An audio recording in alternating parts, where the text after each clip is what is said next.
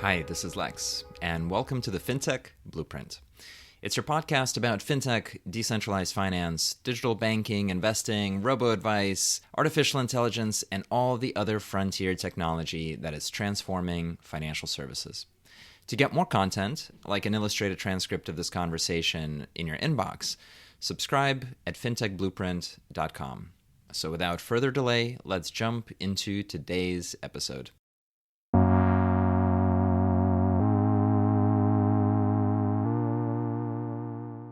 I'm so excited for today's podcast with Kevin Levitt of NVIDIA, who focuses on global industry business development and in particular financial services. And we're going to have a conversation around data, machine learning, and the financial services industry. Kevin, welcome to the podcast. Hi, Lex. Thanks for having me. My pleasure. So maybe just to ease us into what can be pretty heady topics, how did you get into this industry? What has been your path towards both finance as well as understanding the value and the role that data plays in the industry? Yeah, sure. Happy to share a little bit about my background. It's been a 20-year journey, essentially, that has always intersected at data, financial services, and technology. And for the most part, from the perspective of a startup. So I started at Comscore when we were roughly 100 people and kind of just found myself gravitating towards the work we were doing with our financial services clients because I'm also just very passionate about my own personal financial situation, as are most people, and really found that all the work we were doing through data to illuminate how consumers were using at that point, online banking and online bill pay, and eventually transitioning into mobile banking and mobile bill pay, was going kind of from our research through the data to these huge financial institutions and then back to me as a consumer through the advancements and improvements that they were making through the technologies that they were deploying to really migrate from branch banking to digital banking, whether that was through a desktop or mobile device. Fast forward to my role at Credit Karma, where I led business development for 4 years. It was very similar. It was all about the intersection of data, technology, and financial services. Again, all about how to leverage this amazing information that consumers trusted to Credit Karma in terms of their credit score and credit report, and to take that insight on the members that were a part of the platform and to deliver powerful insights back to them so they can make better financial decisions and improve and enable their lives. And so this is really where you could see kind of the transition from rudimentary leveraging Excel to make recommendations to truly getting into more of the machine learning capabilities. I saw this migration firsthand because I remember sitting around the table at Credit Karma where we're looking at data ourselves, and 4 years later it's the machines that are looking at the data, figuring out the recommendations that are best to really help enable the members to make financial progress. And then the opportunity at NVIDIA presented itself to just take that to the next level, because if there's one thing that NVIDIA does really well, it is enable AI for good, and to continue that progression in the context of financial services, where again, I'm really passionate, and to have a global scope where I'm working around the world with some of the biggest banks, as well as some of the newest startups, to leverage and create AI enabled applications that support all of our interactions with our money, has really been a continuation of kind of my career progression over the last 20 or so years. A lot of interesting things to open up there, and I don't think we're out of the Excel age. I think it would be kind to say that decisions are being made at scale by machines, and in a lot of places in finance, it's still either deterministic software or the rule of thumb for an asset allocation is still imprinted in people's minds. But I want to kick around in the past just a little bit more and understand the nature of the data that banks and finance companies found valuable. And I want to do that because it's part of a story of how financial institutions today are different, and how their needs have changed, and the things that they now find as you say, valuable have changed as well. When you were at Comscore, what kind of things were curious or useful to retail banks? What was it that they derived from the internet? Sure. I would say it first started out in the point of customer acquisition. Banks, like most companies, are looking to grow, and you grow by gaining market share, bringing new customers into the bank. And there were a lot of questions, frankly, around would consumers even adopt an online application for a credit card, for a personal loan, et cetera.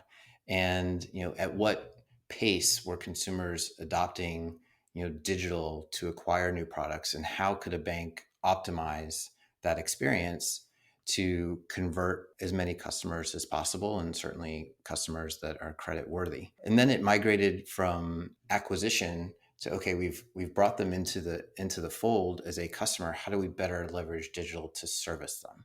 So then the questions started flowing around, well, which activities would consumers be comfortable using a digital platform for? Would they actually change their address? Would they pay a bill online? Would they request a credit line increase, et cetera? And providing insights and data from a customer service standpoint became very vogue, so to speak, in terms of the types of questions we were getting. And then it was about, well, how would they leverage a mobile device versus a desktop or laptop to do these similar functions? And I think you fast forward to today, and we see a lot of the same questions around the application of AI to enable, customer acquisition, to enable better customer service, to enable better underwriting. And if you think about AI and the customer journey, that it very much is a similar path that I experienced, back starting in probably 2002, 2003, as big banks began to invest in their digital capabilities. What were some of these behavioral challenges that people had about adopting online or digital channels and technologies? I mean, it's silly to remember how scared people were of using a credit card, on the internet. And it's almost absurd these days to think that online banking, is a challenger or was something to see as the frontier, when today in a post-COVID world, it is really the main thing. Are there any insights that you have from that early time in looking at digital strategies and how people responded to them? Well, I think a lot of the tenets that folks followed back then still apply today. It was about speed.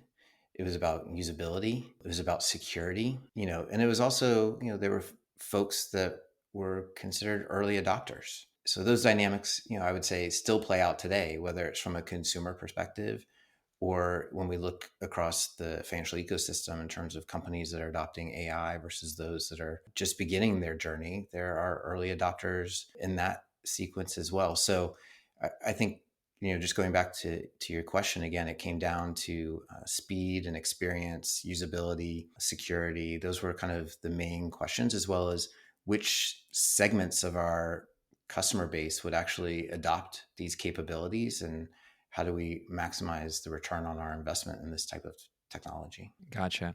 I feel like the early 2000s, that decade, was very much about giving permission for any data to be digitized and available, and kind of getting over that first hump of the things I do, financial and non-financial, are tracked and seen by a machine. And then the next decade, the 2010s, brought with it this incredible data exhaust, just this sea of information, which could no longer fit into sort of an analyst's tools manually. What did you see happen there, for especially around credit data and decisioning and so on?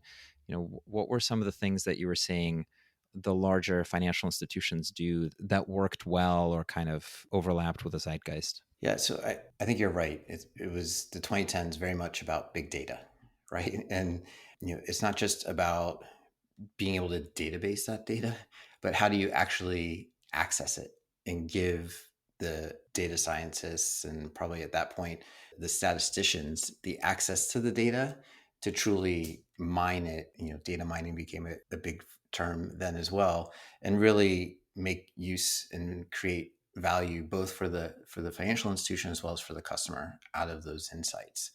And so I would say certainly banks became more attuned and sophisticated, especially coming out of the Great Recession of 08, 09, and all the challenges all of us experienced due to extended credit practices and underwriting that I think we could all reflect back on got a little bit too loose. And then utilizing that experience as a catalyst to make better decisions with the variety of data that the banks have access to about all of us became paramount to winning back consumer trust, to winning back, frankly, or winning new consumers in the marketplace. Because the other thing that happened and transpired out of the Great Recession and came, into the 2010s is fintech. And what did fintech do really well? Well, they capitalized on all of the doubt and all of the frustration and, frankly, anger for a lot of people at the big banks and built tremendous companies, not just on financial technology, but frankly on consumer trust. And so that also was a huge evolution and catalyst for kind of the evolution of fintech and this new crop of competition for the incumbent banks through the 2010s that persists today. But our hypothesis is that, frankly, the landscape of how the competition is going to play out has shifted. It's not just about consumer trust, that's always going to be paramount in financial services, but it's also about leveraging data and technology for good. And in the case of most of our clients, it's about AI enabled applications and how to leverage these vast data stores and, frankly, the trust of consumers and all of this data with a given company to make great value out of it. And our belief is the way to compete and succeed in that is to leverage AI. Yeah, it's interesting how technology in finance is, 5 to 15 years behind the rest of the tech world. And so when fintech, which in my mind really started with mint.com and the consumerization of the net worth statement launched, it was, 5 years behind the first web 2 companies and the social networks. And over the last decade, and NVIDIA has benefited from this tremendously, Google and Apple and Facebook have all built out deep capability around machine vision, around natural language processing, and other ways to derive meaning and judgment out of this data exhaust that has come out of the internet. And so now it's the turn of the finance firms to build meaning and to modernize the gigantic data troves that they have, in part because there's no choice at this point. You have to do it. That's how the world looks like. So that brings us to the 2020s, and if we just level set, what does artificial intelligence or machine learning mean to you, or mean in this context when we talk about implementation for financial companies? Sure. I think we can certainly start out with the definitions, and I would look at artificial intelligence or AI as the umbrella, machine learning as a subset of AI, where the machine is following a bunch of rules to infer things about a solution, and it still very much requires a human to improve and iterate on the performance of a machine learning model so that you can get more accurate results and predictions. And then moving from machine learning to deep learning, which is a subset of machine learning. In deep learning, the machine will actually train itself. You do not have to give it the rules themselves. You give it some baselines, some example data, and it will train itself. The deep learning algorithm can identify on its own whether a prediction is accurate or not, and through its own neural network learning really improve itself. And it's essentially software writing software. It's probably the most concise way to describe deep learning. And then in the context of financial services, there are numerous applications. We have customers that have hundreds of projects underway leveraging a both machine learning and deep learning. And so to your point, the floodgates have opened in terms of, the data is there, the compute power is now there, and just as important in terms of the computing capability, the software to take advantage of that computing power is available. And so now we're seeing, a whole variety of AI enabled applications come to the fore, some of which we see as consumers, through recommendations, through virtual assistants and chatbots, et cetera, some of which we never see because it's enabling the bank to be more efficient from a document processing standpoint, from processing our auto insurance claims, et cetera. So we can certainly get into more of the use cases, but from a definitional standpoint, hopefully that helps your audience kind of understand, the differences between machine learning and deep learning. What does it mean to train on a data set? And what are examples of things that you could teach an algorithm or train an algorithm to do? Sure. Let's take the example of a virtual assistant or chatbot that most of us have experienced at some level, on a mobile application. And we may have a question around, we want to check our balance, or we want to see whether or not a deposit has been made into our account. And we can ask the virtual assistant either through our voice or through chat to provide us that information. And the model itself is continually learning from all of these interactions as each of us types that question slightly differently. Some may want to know, what is the latest balance? Others might want to know, how much money do I have in my account? And while we ask the question differently, we're looking for the same outcome. And models train by taking in all of these scenarios, interactions, etc., and learning based on our approval or our saying, no, that's not the information I wanted, to get better at answering those types of questions. And so, what all of us have experienced over these past few years is that these virtual assistants and chatbots now, because of the millions and probably billions of interactions we've given them over time, now can answer more sophisticated questions and can enable more sophisticated transactions, whether it's transferring balances or moving into other areas of our financial lives, such as making recommendations around how to best optimize our savings to keep it in a banking and deposits context.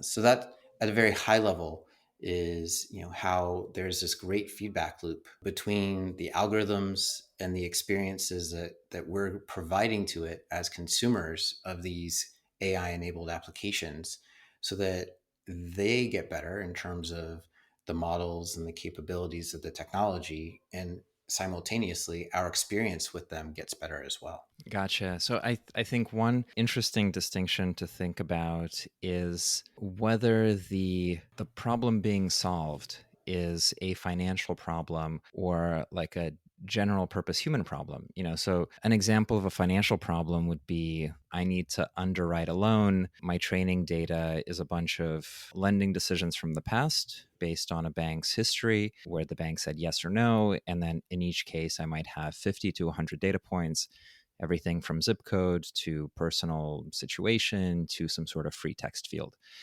And based on that, I know how the loan had gone. And so what I'm doing is kind of mapping that data set from the bank into a mathematical field with lots of different variables, and then running various multi-dimensional algorithms to try and optimize for some sort of judgment. And then anytime I add another data point, that judgment, sort of that optimization, moves. And so I've got then an engine for decision making on a very large scale.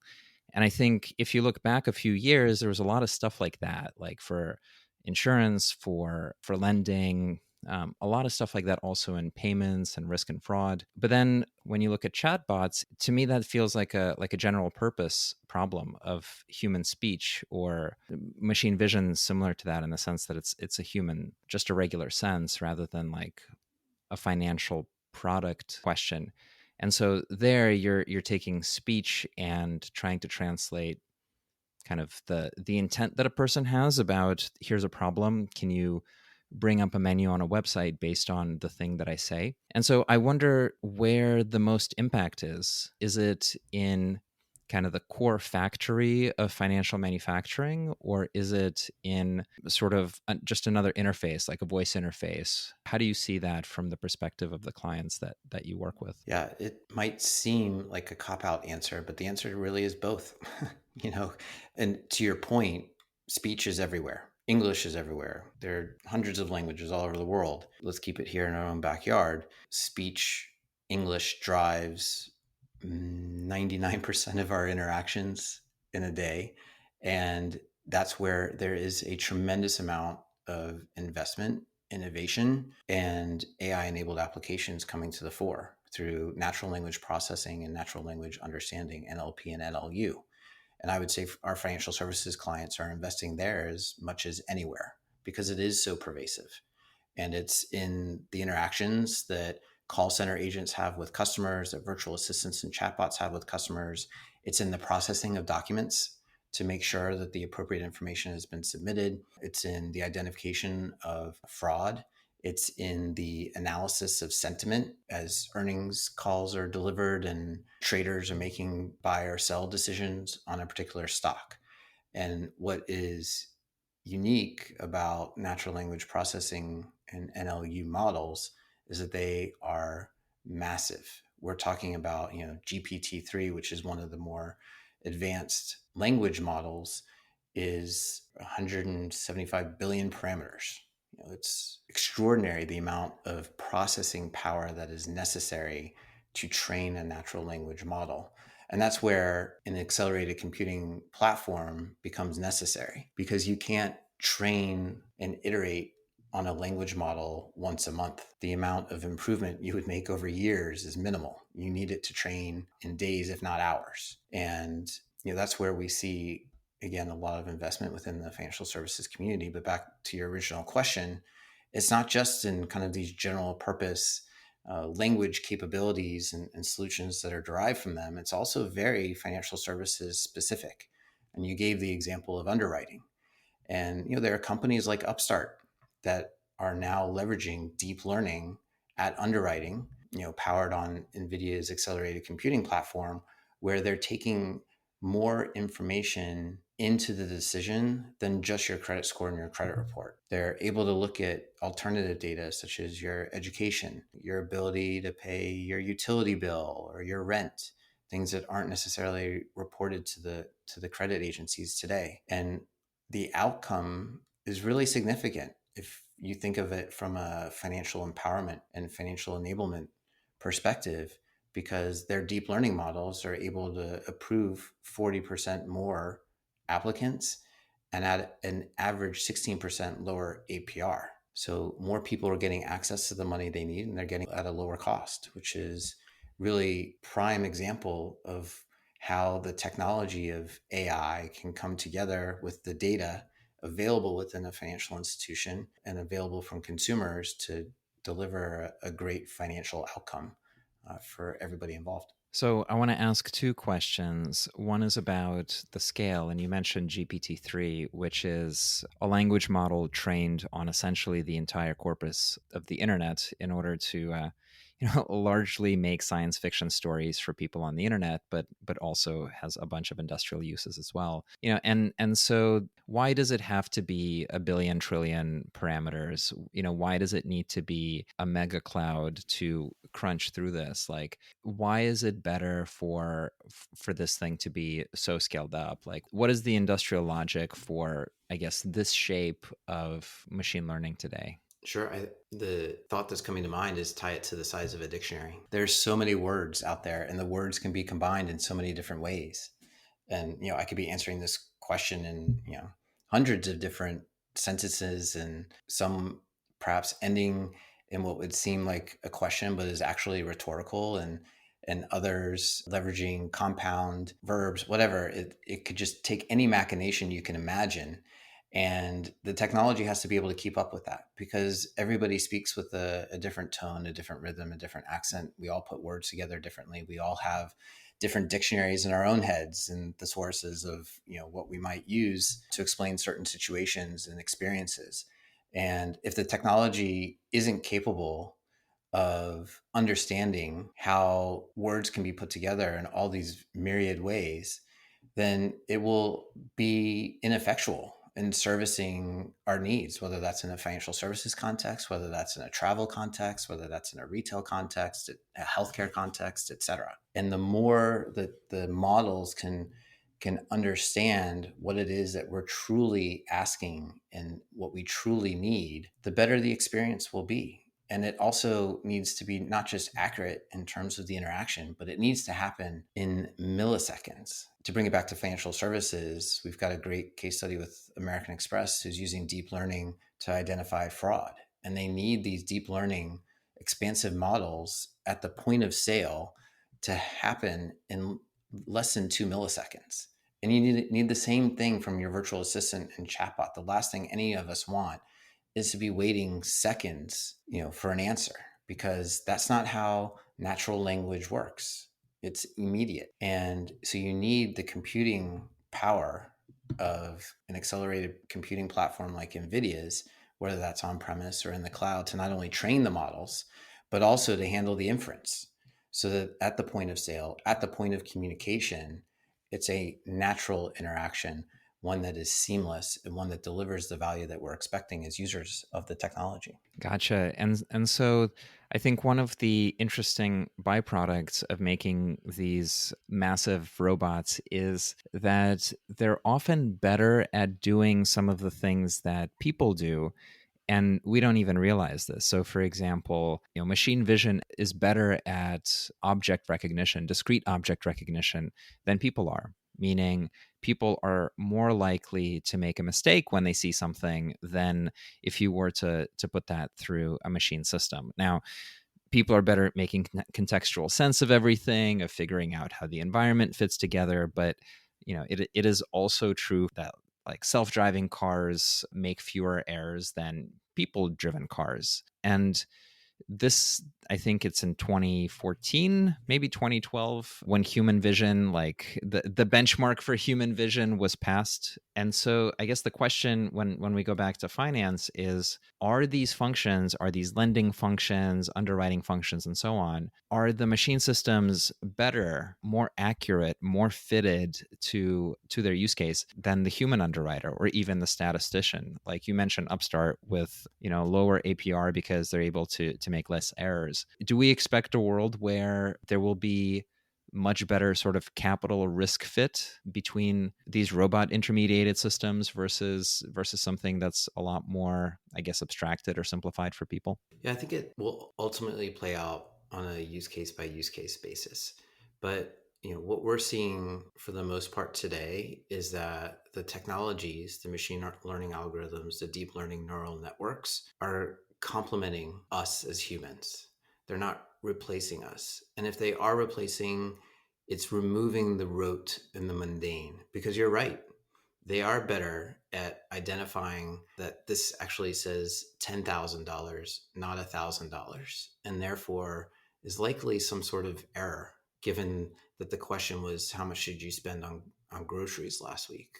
And so while we may miss that in piling through millions of documents, a computer is much better situated to understand and identify that data entry error than a human is.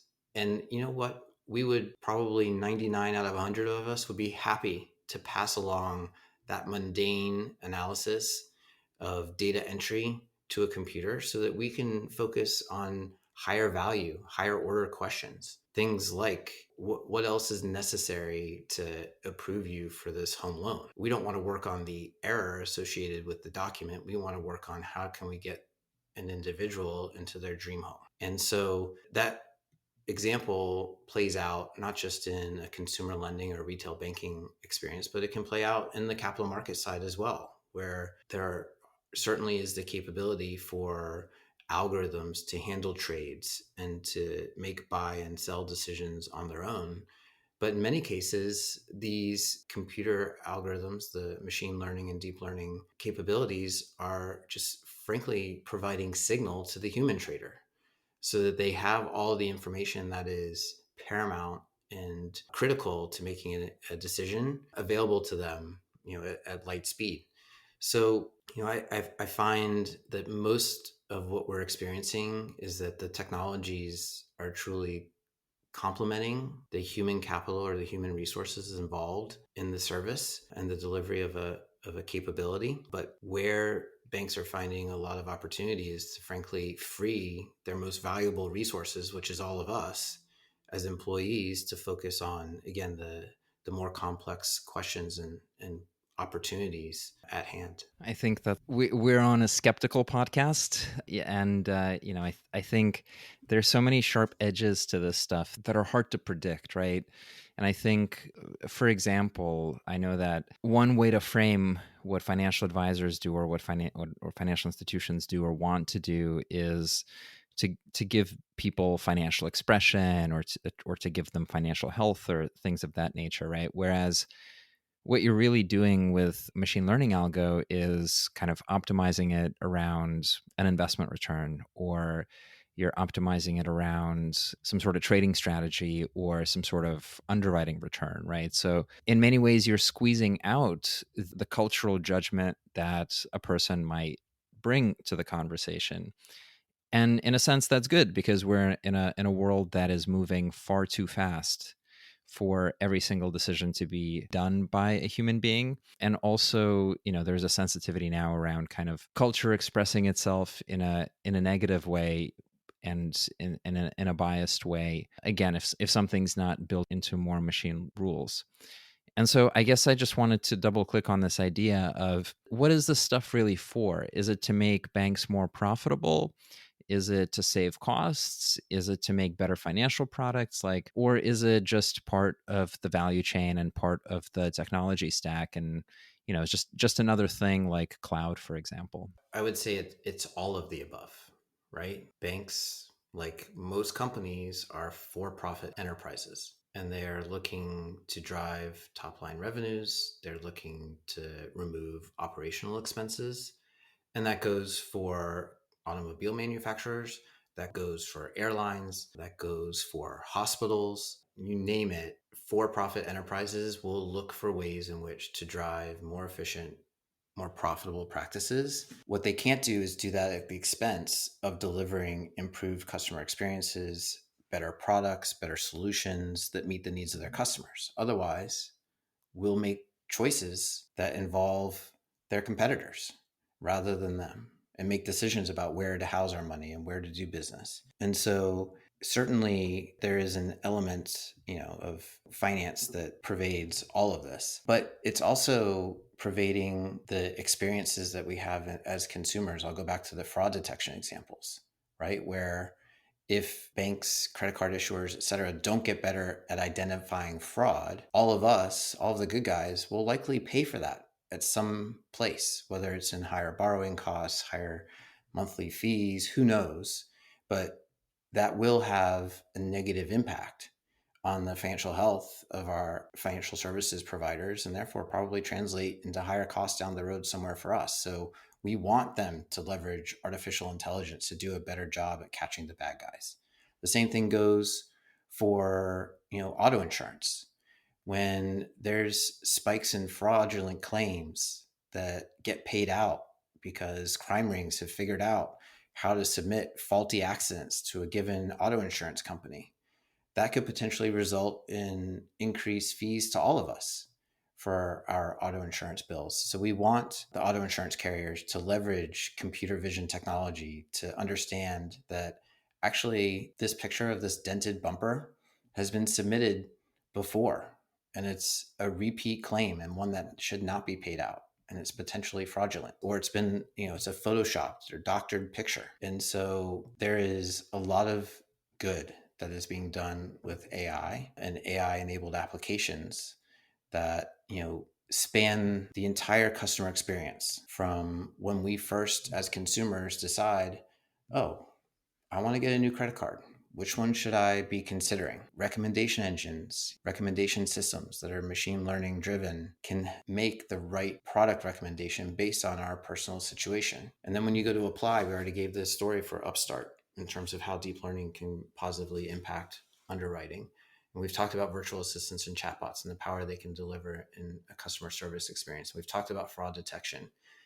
All of these things come together in our own personal journey with financial services and experience with our banks. And so you mentioned earlier kind of Apple and Google and Facebook and all the big tech companies and their involvement in financial services as well. The landscape is really shifting. It's not just the incumbent banks versus fintechs. It's not just the fintechs versus the banks. It's the fintechs versus the banks versus the big tech companies versus retail. Walmart is spinning up their own fintech capability. And so how are these companies going to differentiate? It's going to be, to your point, how do they deliver better underwriting decisions that enable all of us to power our financial lives? How are they going to deliver enhanced customer experiences? How are they going to do a better job at finding the bad guys and identifying fraud and weeding it out of their systems? All of those things will be AI enabled. And if they're not AI enabled, they will be inferior to those of their competitors. And so I think we're all going to benefit as companies get better performance and more AI enabled applications out to market. Absolutely. So, can you tell us a little bit more about what it means to be AI enabled? And then you've mentioned the accelerated computing platform. What is that? And then how does it connect to building applications that have machine learning inside of them? Yeah, sure. So an AI enabled application is simply a solution or service that leverages machine learning or deep learning capabilities in the delivery of that service or solution. So again, it's enabled with some form of AI, whether that's machine learning or deep learning. And then from an accelerated computing perspective, it is no longer just about hardware. And I would say, certainly the computing power associated with, a GPU has opened the door of opportunity in terms of building all these manner of machine learning and deep learning algorithms to support the delivery of solutions to the marketplace. But it's not just the hardware itself, because you can't take advantage of that hardware unless you've also got the software that maximizes the ability of the hardware's capabilities. So when we at NVIDIA are talking about an accelerated computing platform, it is a full stack computing platform. It is the hardware, which really addresses the needs of the IT and infrastructure leadership within a financial institution. Then above the hardware, which is really chips and systems, you've got the platform software. And think about that as essentially the accelerated computing libraries that take advantage of the computing power available in the hardware. And really the audience and the customer of the platform software are the machine learning operational leaders, the data scientists within an organization. So you've got the platform software sitting on top of the hardware, and at the very highest level of the accelerated computing stack, you have the application layer.